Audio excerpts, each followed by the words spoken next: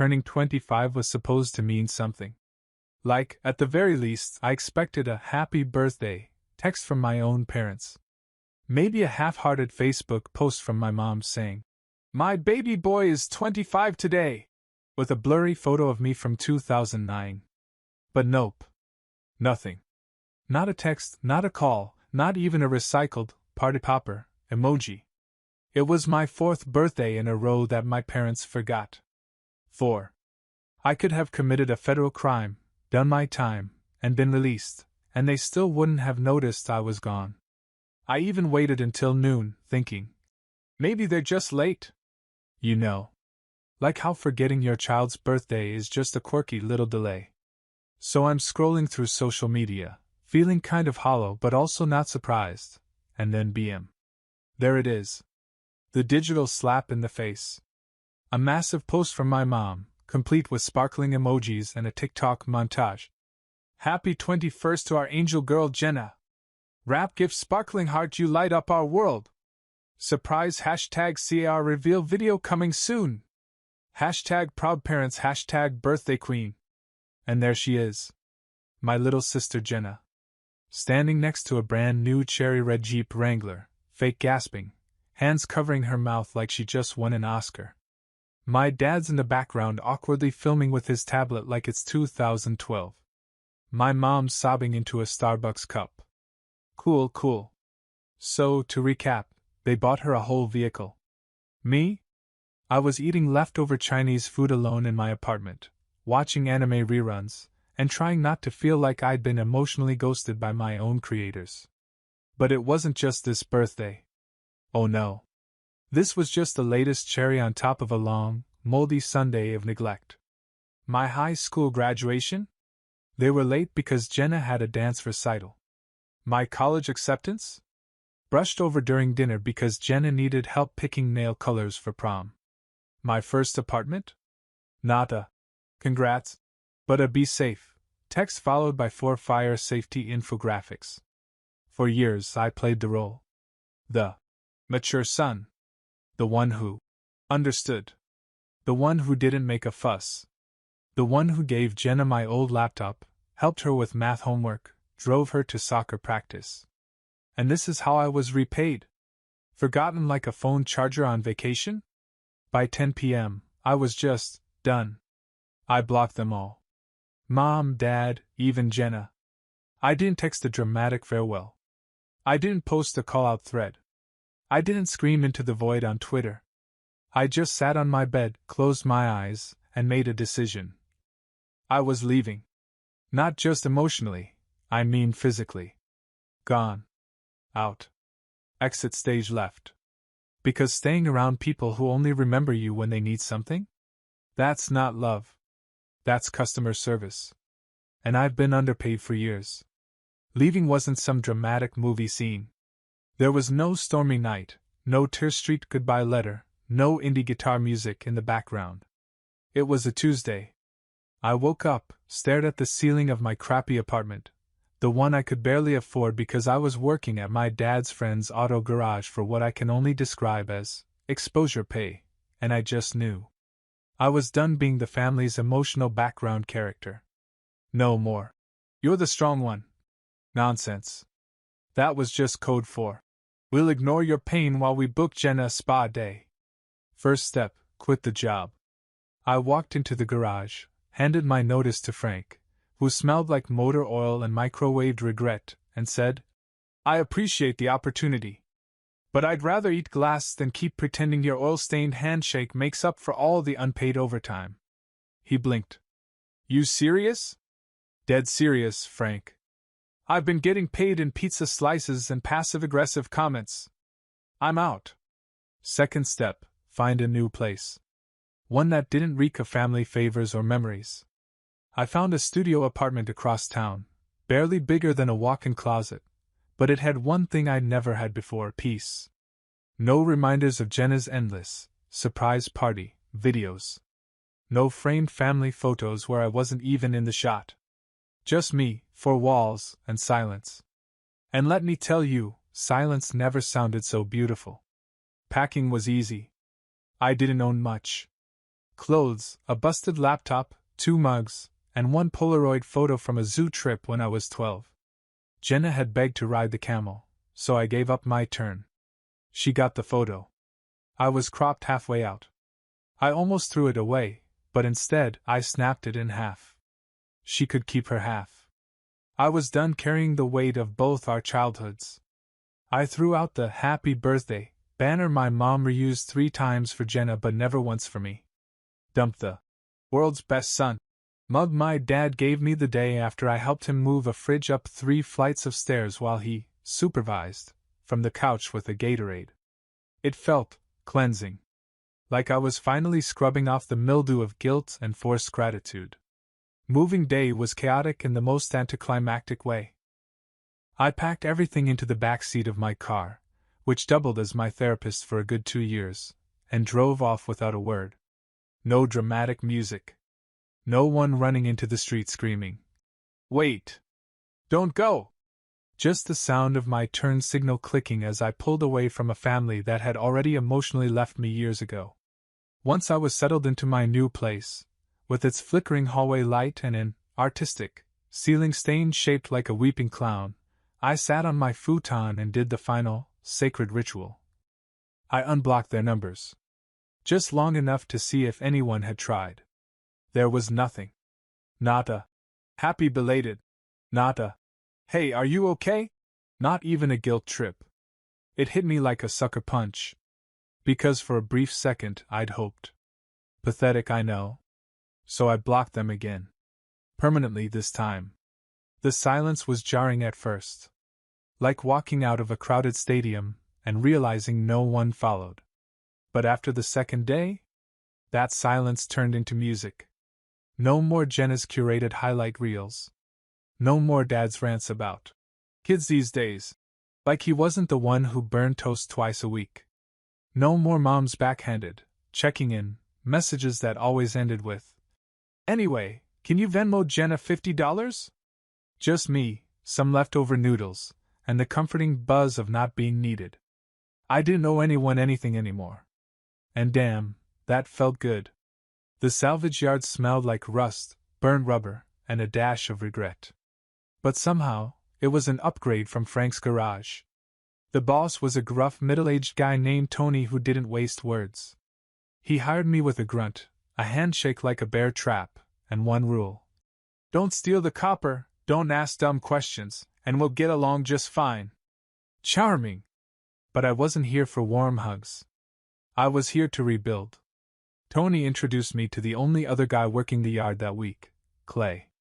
He had a buzz cut, a sleeve of tattoos, and an energy that said, "Don't talk to me unless you're offering coffee or silence." Naturally, I liked him immediately. We spent hours side by side in that junkyard, tearing apart dead cars and old machinery. Clay didn't ask me why I was there. Didn't pry. Didn't comment on the fact that I looked like someone who just walked out of a therapy session and into a demolition derby. Instead, he handed me a wrench, pointed to a twisted pile of metal, and said, "That one's still got a heartbeat." I had no idea what he meant, but it sounded poetic. Days bled into weeks. My hands were constantly scraped, my back hated me, and I developed a tan I can only describe as Durkor. But I felt alive. For once, I wasn't being used. I was being trusted. Even if it was just to disassemble a busted refrigerator. And then, about 10 days in, the ghost started texting. It started with a voicemail from my mom. "Hey, sweetie, haven't heard from you.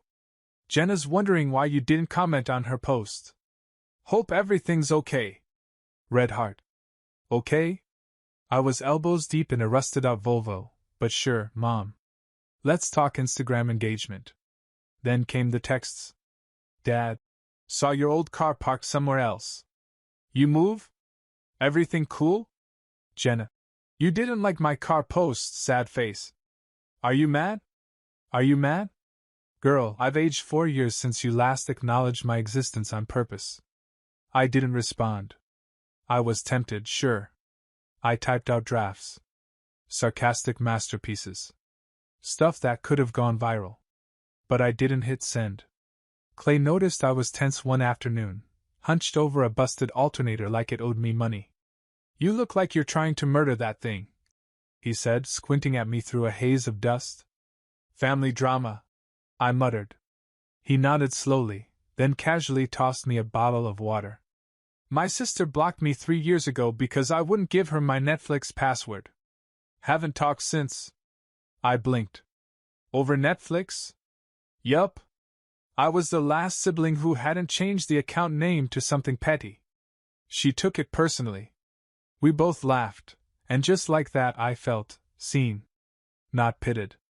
Not prodded. Just understood. A few days later, Clay rolled in with something unexpected, a busted 1984 Honda motorcycle in a flatbed. "Found it behind a junked-out shed," he said, nodding toward it. "Figured it might be a good project." "For who?" He looked at me like I just asked if water was wet. "You. Obviously." I stared at it. The thing looked like it had died during the Nixon administration. But under the grime, there was a shape, potential. "Why me?" I asked. Clay shrugged. "You look like you need to rebuild something. Might as well start with a bike." I didn't know what to say. So I said the only thing that made sense. "Does it run?" "No. But neither did you for a while." Fair point. That night, while Jenna posted filtered selfies with captions like #blessed #babyjeep, I sat under the busted garage light, staring at my new project, hands greasy and heart weirdly full. The voicemail light blinked again. I didn't check it. If silence is golden, then passive-aggressive TikToks are the platinum of family guilt trips. One morning, I'm eating a sad Pop-Tart on my rust-stained couch when Clay texts me a link. "Dude, is this about you?" It's a TikTok. Jenna's face fills the screen, tears sparkling under a heavy filter, sad piano music playing like someone just euthanized her goldfish. The caption? "When your big brother ghosts the family for no reason and won't even acknowledge your birthday gift. Broken heart #family first #some people change." Then there's a slow-motion shot of the Jeep, as if the car itself had been personally abandoned. The comments were everything you'd expect from the terminally online brigade. "OMG, I'm so sorry, Queen, pleading face. Drop his at face with steam from nose. You're better off without toxic people, nail polish sparkles." A few daring souls asked what he did, but Jenna's fans dragged them to the digital guillotine within seconds. I didn't comment. Didn't defend myself. But I wanted to.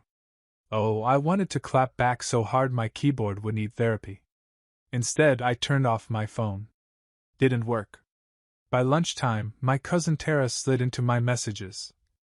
"Hey, just saw Jenna's video. She's hurting. Maybe you should reach out. We all miss you." 5 minutes later, I get a call from Aunt Denise, the same one who once said I looked tired in a worrying way. Every time I existed. "Listen, sweetheart, I don't know what's going on, but family is family. You don't just cut people off. That's not how we solve things." "Right. Because the solution to neglect is a group hug and a pot roast?" I muted my phone and drove to the salvage yard. Clay was already there, sitting on a milk crate like a philosopher who moonlights as a mechanic. "She posts that crap already?" he asked without looking up. "You saw it? My girlfriend follows her. Said your sister has main character energy with zero plot. Her words, not mine." I laughed, which I hadn't done in days. "Harsh. She also said you give off grizzled rebirth arc vibes." I paused. "That's the nicest thing anyone's ever said about me." He handed me a wrench. "Then start your arc. That muffler's not gonna remove itself." We worked in silence for an hour. The kind of silence that heals more than any therapy session could. Grease, bolts, steel, stuff that doesn't lie to you or ghost you or gaslight you. Then Clay wheeled something out of a shed that looked like it belonged in a Mad Max sequel. A busted 1984 Honda motorcycle, rusted to hell, tires flat, paint peeling like it had survived a breakup and a meteor strike. "Found it behind a retired mechanic's barn. It's rough, but not dead." "For what?" He blinked. "For you, idiot." Why? He tossed me the keys, which honestly felt more symbolic than functional. You look like someone trying to rebuild something. Might as well start here. The thing was a disaster. But underneath all the decay, I saw it: potential. Purpose. I ran my hand over the dented tank. You think it'll ride again? Clay grinned. If you want it bad enough. I thought for a second. I'll call it the unseen. Because that's how you feel? Because that's what I've been. He didn't say anything, just gave me a nod that somehow said more than 1,000. It gets better. Speeches. That night, I went back to my apartment and pulled out a photo I hadn't looked at in years, me and Jenna at the zoo. She was front and center, riding a camel. I was standing off to the side, cropped half out. It was like my childhood, perfectly captured, present but ignored. I'd kept the picture out of habit, like a sentimental prisoner. But now, I tore it down the middle and fed my half to the garbage disposal. I didn't feel guilt. Just relief. Later, I checked my phone. More messages had rolled in like emotional spam. Mom, I didn't realize you were upset. Why didn't you just say something? Dad, you're being overly sensitive. Jenna, unblock me. I deserve to explain. Explain what?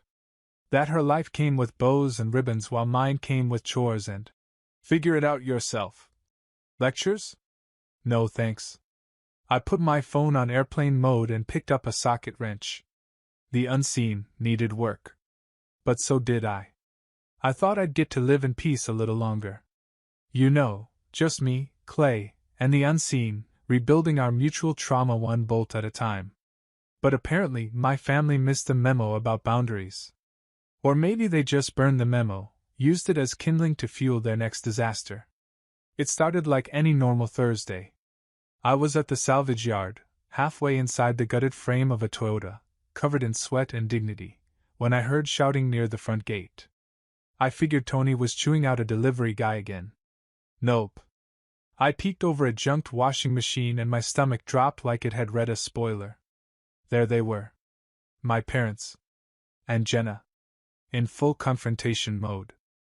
Mom had her "we're just concerned" cardigan on, and Dad was wearing the same polo he wears when pretending to be approachable. Jenna was dressed like she was vlogging a Coachella haul, holding her phone vertically, of course. Bryce. Mom called. That's me. Bryce. We're finally dropping the name. We just want to talk. I ducked back behind the washing machine.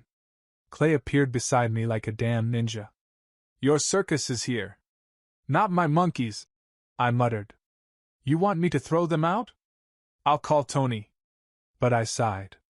Because if I didn't handle this now, I'd find them at my apartment doing a Facebook Live. So I stood up. Walked out slowly, like a cowboy in a western. Grease-stained shirt. Dirt on my face. Zero tolerance left in the tank. What are you doing here? I asked flat. Cold. Tired. Mom's eyes welled instantly. She was always a cry-on-command type. We're worried, Bryce. You just disappeared. I didn't disappear. I just stopped performing. Dad tried to chime in. We didn't mean to forget your birthday. Things have been hectic. For 4 years? I said, raising an eyebrow. Jenna finally spoke up, phone still aimed at me. You're making this harder than it has to be. I didn't even ask for the car, okay? I chuckled. Right. I'm sure they forced it on you. Cry harder, Jenna. She flinched like I'd slapped her with a reality check. You could have just told us how you felt, Mom said. I snapped. No. See, I did. 1,000 times. Through every ignored text, every unreturned call, every time you celebrated Jenna's Instagram followers but forgot my graduation. I spoke. You just didn't listen. Jenna was still filming. Stop recording me, I said sharply. She didn't. So I turned to the camera and said, loud and clear, Hi, Internet. Since we're going viral, let's do this properly. I'm Bryce. I'm the forgotten son. The one who raised himself while my family played house with their favorite child. The one who was good enough to fix the sink but not worth a birthday text? Jenna's mouth fell open. Dad hissed. Stop embarrassing the family. Oh, now you care about embarrassment? I laughed bitterly. I've been living in yours my whole life. Behind me, I heard Clay mutter. Damn. Jenna lowered the phone. Maybe realizing, for the first time, that I wasn't playing anymore. I turned to leave, but paused. And for the record? I added over my shoulder. The only reason you're here is because I'm no longer convenient. You don't miss me. You miss the version of me that didn't know better. Tony emerged from the office, holding a wrench like it was a security baton. We got work to do. You folks need to go. They did. Eventually. Jenna uploaded the video anyway. Edited, of course. Cropped to make herself look like the victim, make me look like a lunatic screaming in a junkyard. But the unedited version? That came from a bystander who filmed the whole thing on his lunch break and posted it with the caption. Family shows up to this guy's work to guilt trip him. He says this. It exploded. 10 million views in 3 days. Half the internet called me a hero. The other half called me just another ungrateful millennial with daddy issues. And me? I didn't check the comments. I went back to the salvage yard and kept working on the unseen. Because finally, I wasn't invisible anymore. Going viral is weird. One day, you're just a guy building a motorcycle in a shed with someone named Clay. The next, you're the subject of a Reddit thread titled, Guy calmly eviscerates his toxic family in a junkyard. We have no choice but to stand. I wish I were kidding. People made memes. Someone auto-tuned my, You don't miss me, you miss the version of me that didn't know better line into a sad lo-fi track. Jenna's TikTok got flooded with, He ate and left no crumbs comments, and she deactivated. For like, a whole day. Then she came back with a healing journey series and a link to her Venmo in the bio. As for me, I avoided the internet like it owed me money. I didn't want attention. I wanted peace. But peace is hard to come by when your Aunt Karen's trying to FaceTime you from Florida and BuzzFeed's emailing you for an interview. Meanwhile, back at the yard, I was trying to live like none of this happened. Clay respected that. He kept things chill. But even he couldn't help poking fun. You're trending, man. He smirked, passing me a coffee. You gonna get a blue check next? I'd rather get tetanus. He laughed. At least tetanus doesn't tag you in apology videos. And speaking of apologies, my mom emailed me. Subject line. Can we please talk? I didn't open it. My dad sent a text. You aired private family matters. That's betrayal. Oh, now it's betrayal? Because I spoke truth out loud? Jenna tried to call from a new number.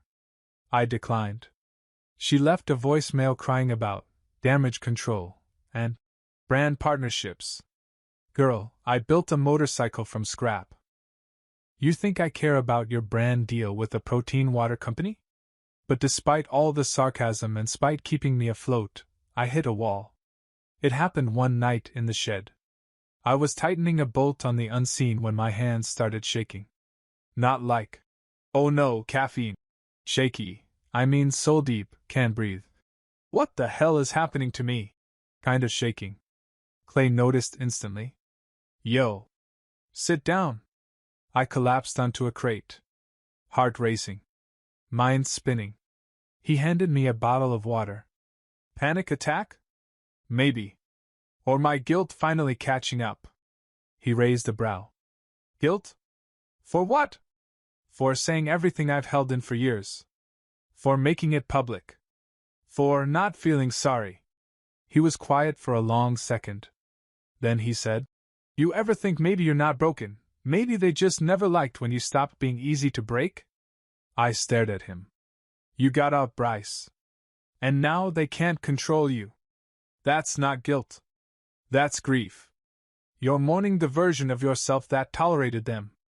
That hit harder than expected. So I channeled it. I focused. I rebuilt. Every nut, every bolt, Every grimy wire on that motorcycle became a piece of something bigger. And finally, after weeks of sweat, curses, and Clay yelling, "Lefty loosey," for the 100th time, we got it running. The engine sputtered, coughed, then roared to life like it had been holding its breath for decades. I laughed. Actually laughed.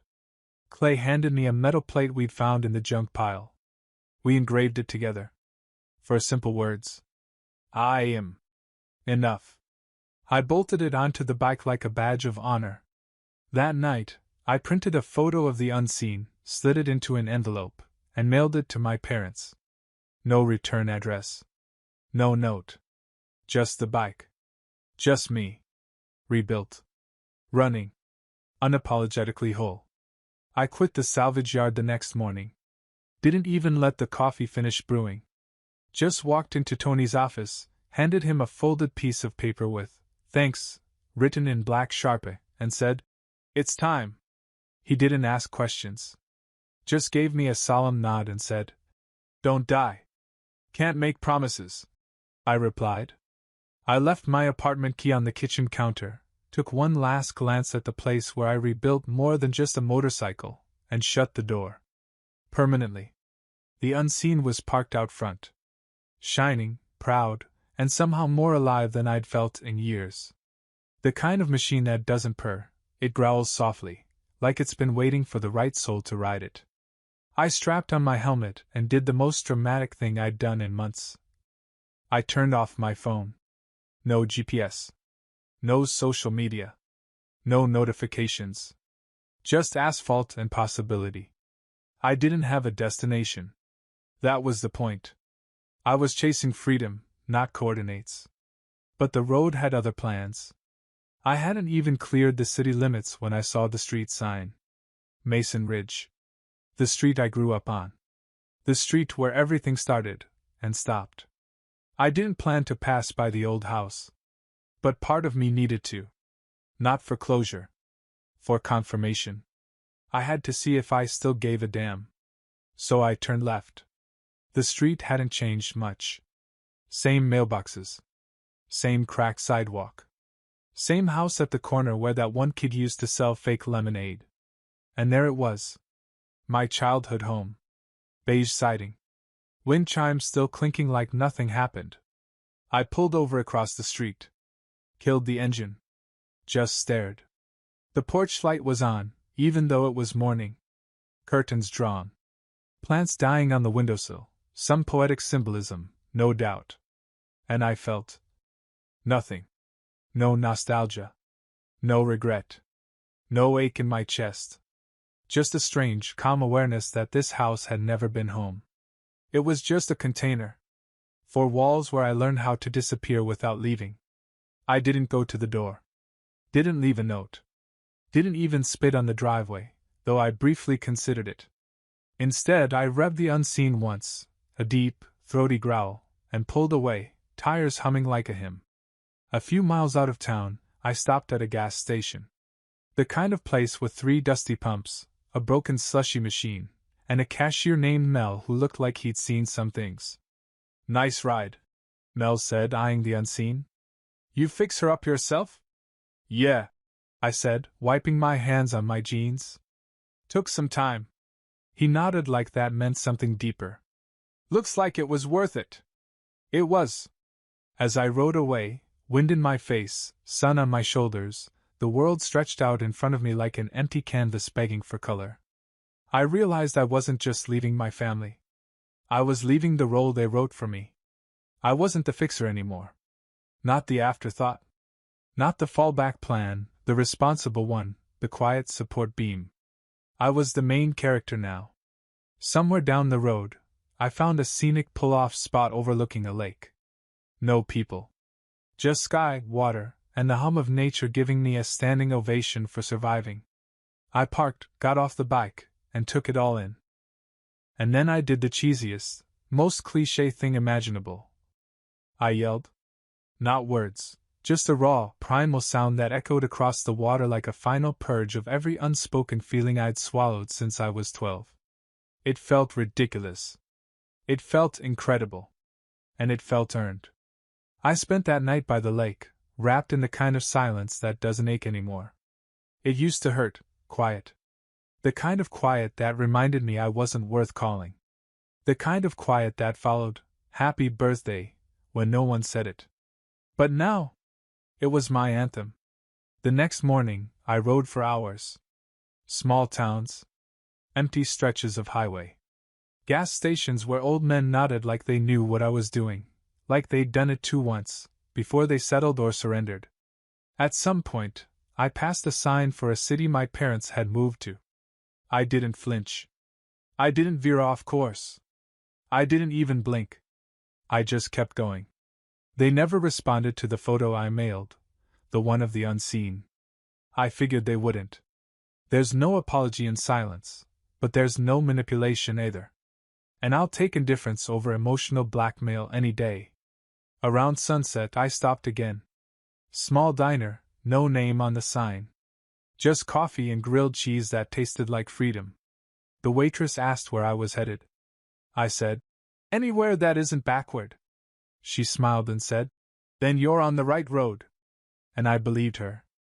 Before I left, I looked down at my bike, my battered, beautiful beast. The plates still gleamed under the headlight. I am enough. Not because they said it, but because I finally did.